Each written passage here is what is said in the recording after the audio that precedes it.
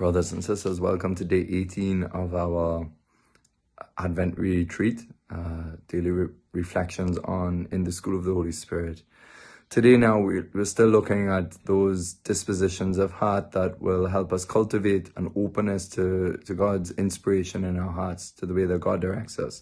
Remembering that this road of being faithful to God's grace and to the prompting of the Holy Spirit is the shortest way, St. Faustina says, to the heights of perfection with Christ.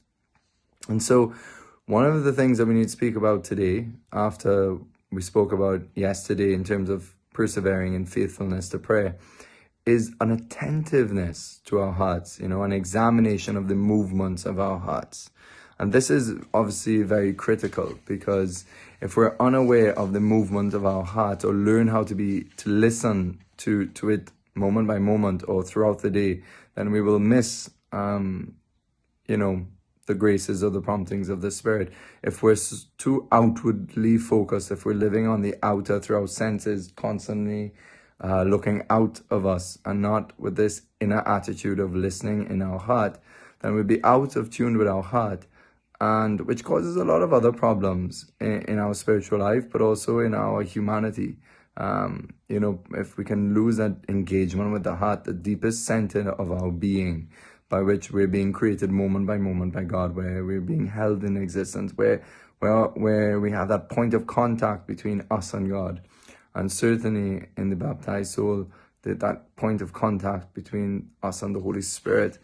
And so, this deep recess, the recesses of our heart, the depths of our heart, is where God speaks in silence, where he speaks very gently. But do not underestimate the power of these gentle inspirations to transform us and transform the world when we allow them to take birth in our lives. And so we need to pray for attentiveness to this, because many of the emotions in our heart, or the desires or the impulses that come in our heart, they can either come from us, our fallen nature. They could come from the good parts of our nature as well, or it could come from the devil in form of temptations, or they come from God. They come from the Holy Spirit. They're supernatural. And so examining our heart is really crucial and key to this, and to develop the capacity and the openness to receive these inspirations by building that inner calm we spoke about, by that inner attitude of recollection, by the peace and fostering peace and silence, all the different dispositions that we spoke about in the last little while. And so I just want to read from Father Jacques Philippe. He says that, he tells us that this attentiveness to our heart is not like a sort of a disordered continual introspection. It's not that we become enclosed now only within our interior world, not to respond to the needs all around us. Quite the contrary.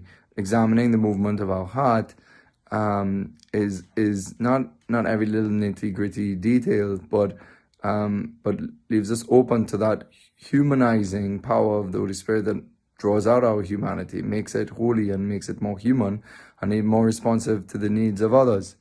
But he says, this attitude of examining our heart is a means that we should live in, to cultivate as a sort of a habitual disposition of desire for God, inner calm, prayer, and attentiveness to what is happening within us.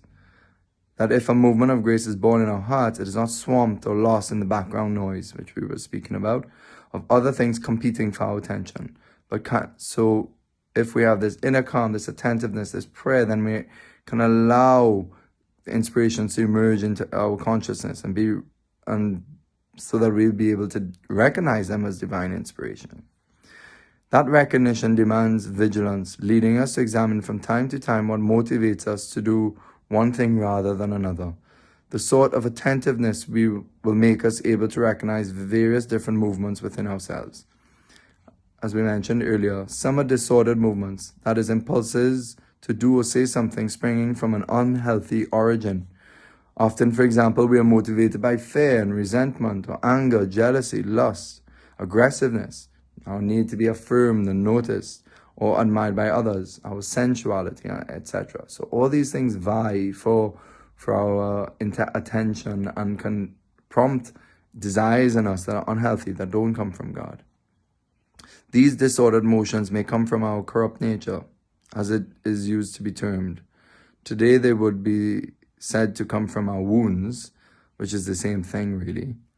They may also come from the devil, and as I said, these are temptations. But sometimes we are moved by good impulses, a sincere, disinterested desire to help someone, to love someone. And these can also originate in our good nature. Not everything in us is corrupt. But often, and most times, they are inspired by the Holy Spirit and come from a supernatural origin. And so we should be, attentive to these movements, and also attentive to those things that may appear as good and may seem like a good object, but they're quite harmful to our life if we don't discern them properly from God's will.